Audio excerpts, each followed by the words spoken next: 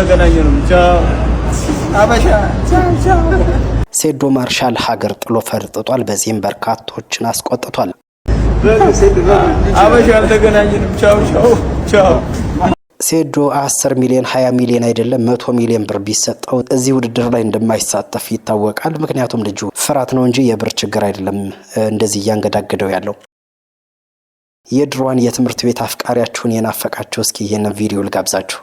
ምንድነው አንተ መወደድ ብርቅ ነው እንዴ? በቃ ወድሃለሁ።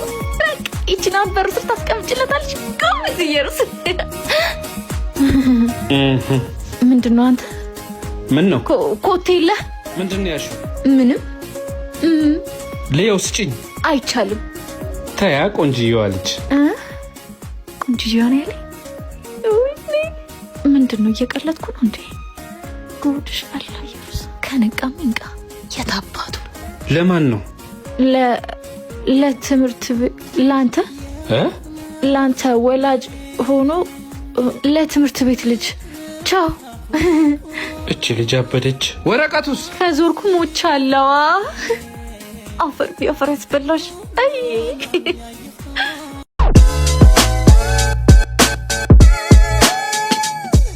እንደ ፍቅር ግንኙነትና እንደ ትዳር ያሉ ጉዳዮች ላይ ጓደኞቻችሁን በፍጹም ማስገባት የለባችሁ። ለዚህ ደግሞ ሁነኛ ማሳያ ይሄ ቪዲዮ ነው። እስኪ እንከታተለው። በቃ እንለያይ በላት። ለምን? ስጦታ ሰጥታ ታውቃለች? አታውቅም። ደውላለች ታውቃለች? አታውቅም፣ ግን ሁሌ ሚስኮል ትልክልኛለች። በቃ አትወድህም ማለት ነው። እሺ ትሪት አድርጋ ታውቃለች? ማለት ልደትን አክብራለች ታውቃለች? ልደቴ እኮ ገና አልደረሰም። ባይደርስስ? እነሱ በአመት 9 ጊዜ አይደል እንደሚያከብሩት?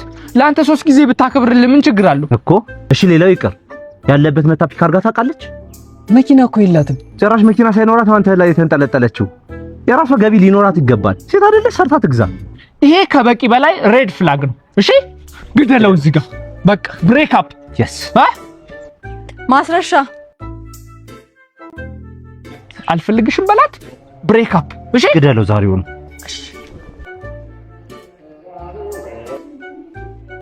በጣም ነው ያረፈድከው። ብሬክ አፕ እንድናደርግ ፈልጋለሁ። ማለት ፒክ አድርገሽልኝ አታውቂም፣ ልደቴና አክብረሽልኝ አታውቂም፣ ካርድ ሞልተሽልኝ አታውቂም፣ በተደጋጋሚ እጅሽን አንስተሽብኛል። በአጠቃላይ አትወጂኝም። ይሄ ሐሳብ ያንተ አይደለም የጓደኞች። አዎ በጣም ጥሩ። እኔ እንኳን ዛሬ ቀጠርኩ አዲስ የገዛውልህ መኪና ላሳይህ ነበር። ይቅና ጥላው ሄደች። yes በቃ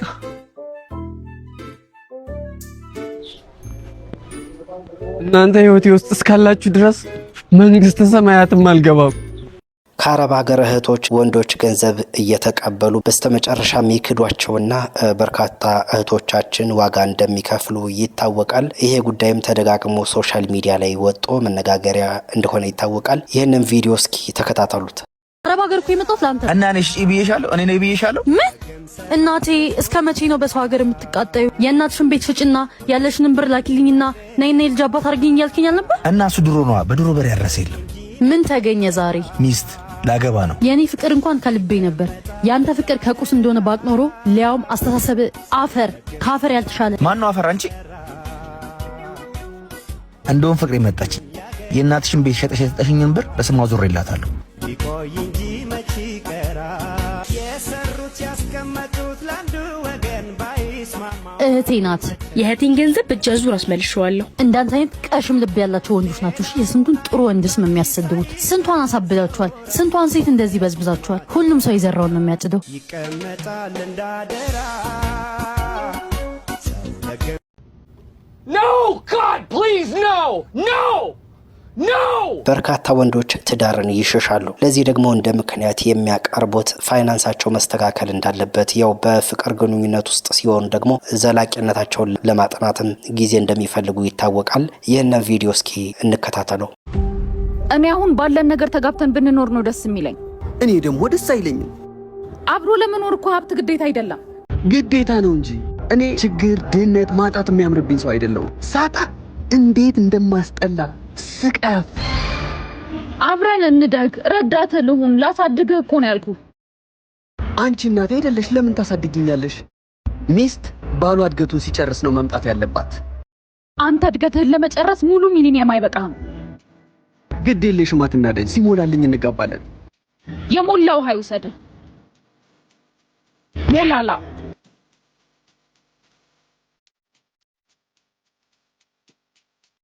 ባሮክ እያዝናና እንደሚያስተምር ይታወቃል። ይሄ ቪዲዮ ደግሞ የተለየ እይታ ያለው ቪዲዮ ነው። ብዙ ሰዎች በትዳራቸው ዘላቂ ላይ ሆኑ ይችላሉ በተለያዩ ምክንያቶች። ነገር ግን በትዳራቸው ልጆችን ካፈሩ ትዳራቸው ሲፈርስ ለልጆች የሚፈጥረው ጠባሳ በጣም ከባድ ነውና ባሮክ ይህንን ያስታረቀበት ሀሳብ እጅግ ልዩ ነው። እስኪ እንከታተለው።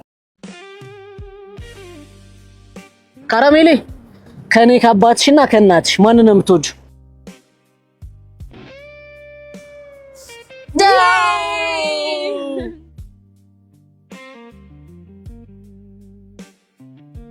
ሽቹ አያምራ አራንጅ ስርዓት ይኖርሽ ባለ ትዳር እኮ ነው። ታዲያ እኔ ያምራል እንጂ ሌላ ምን አልኩኝ?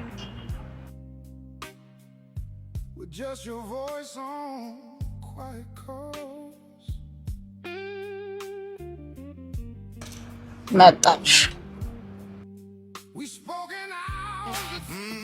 ምንድነው እንደዚህ ሰው ላይ ማፍጠጥ? አይ ቆንጆ ሴት ስትርበተበት ደግሞ የበለጠ ውበቷ ይጎላል። ስልክሽን ልውሰድ?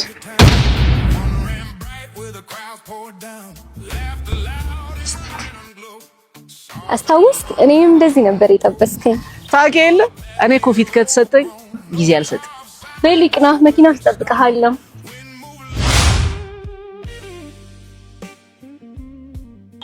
ግራ ጋባ ናቸው አይደል? ምን ነች? የ3 አመት ፍቅሬና የ2 አመት ትዳሬ ነበረች። አሁን ግን ተለያይተናል። እሷም ሌላ ሰው ጋር ነች፣ እኔም የኔዋን ፍለጋ ላይ ነኝ እላቸዋለሁ። ከተለያዩ በኋላ እንደዚህ ተግባብቶ መኖር አይከብድም? ባለመግባባትሽ ተግባብተሽ ከተለያይሽ እኮ ሌላ የማያግባባሽ ምንም ነገር አይኖርም። I don't think so። ሁለታችሁም ጋር ያላለቀ ፍቅር ያለን የሚመስለው። አዋለን የልጅ ፍቅር።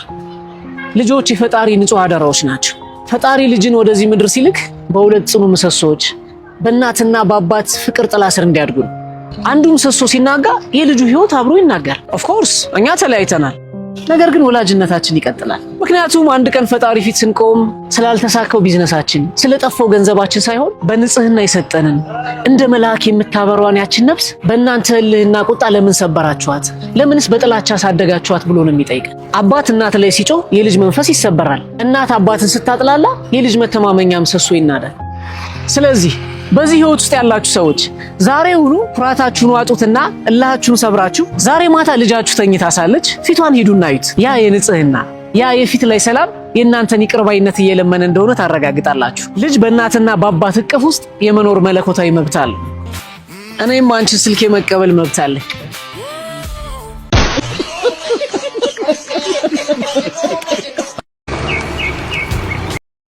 ሰዎች በፍቅር እንዲኖሩ የሚያደርጋቸው የልባቸው ቅንነትና መተሳሰባቸው እንጂ ገንዘባቸው እንዳልሆነ የሚጠቁም ቪዲዮ ነው። እናንተ በዚህ ቪዲዮ የተሰማችሁን ሀሳብ አስተያየታችሁን ጻፉልን። እስኪ እንከታተለው።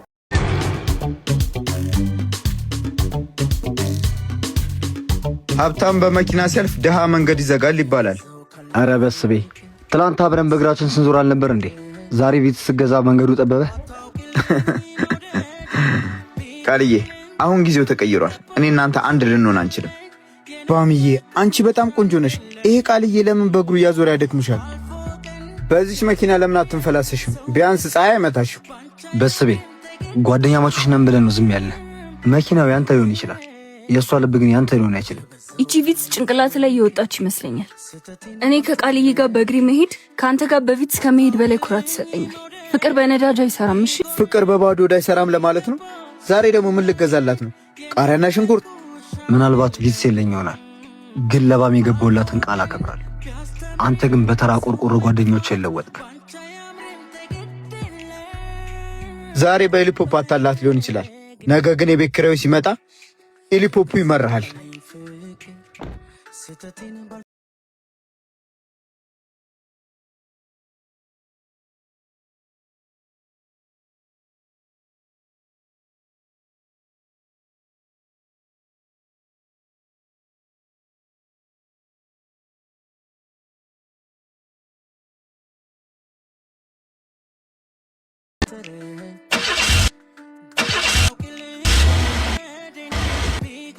አየህ መኪና ለሰው ልጅ መሄጃ እንጂ መመኪያ አይደለች።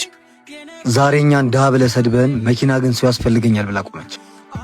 በስቤ ያንተ መኪና ነዳጅ አልቋት ሳይሆን ያንተ ኩራት ከብዷት ነው የቆመችው። መኪና በገንዘብ ይገዛል፣ ስብዕና ግን በነፃም አይታደልም። የሰው ሀብት የሰው ነው በስቤ።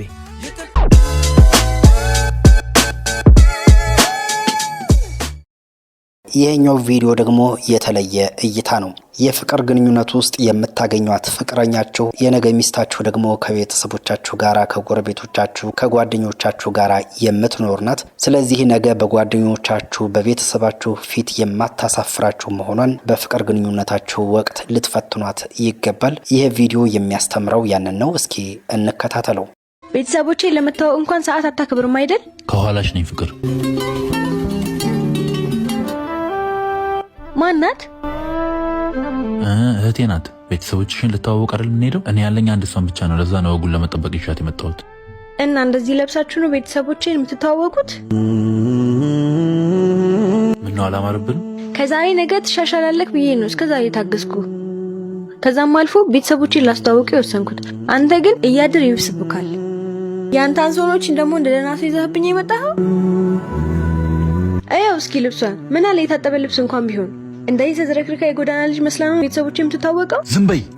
እንዴት ብትንቂ ነው እህቴ የምትናገሪያት? ያለ አባትና ያለ እናት ብቻዬን አፈርግጬ ያሳደግኳትን እንደ ልጅ የማያትን እህቴን ትላንት ምትሽ ትናገሪያታለሽ? አልጨረስኩም። አንቺ አይደለሽም ስታግሽኝ የነበርሽው፣ እኔ ነኝ ስታግስሽ የነበረው። የአንቺን ቤተሰብ ለመታወቅ ግዴታ ጥበብ ወይ ሱስ ማሰፋት አይጠበቅብንም። የምታፈቅሪው እኔን እንጂ ልብሴን አይደለም። ፍቅር ማለት እንደዚህ በንቀት የሚኖር ህይወት አይደለም። ማንነቴን ወደሽና ተቀብለሽ የምትኖሪበት ሌላ ዓለም ነው። የእስካሁኑ ይበቃናል። ይሄ የፊልም ድርሰት የሚመስል ንቀትሽን ተቀብሎሽ አብሮሽ የሚኖር ወንድ ካለ ፈልጊና ግቢ። እኔ እህቴ መርጫለሁ። ምን?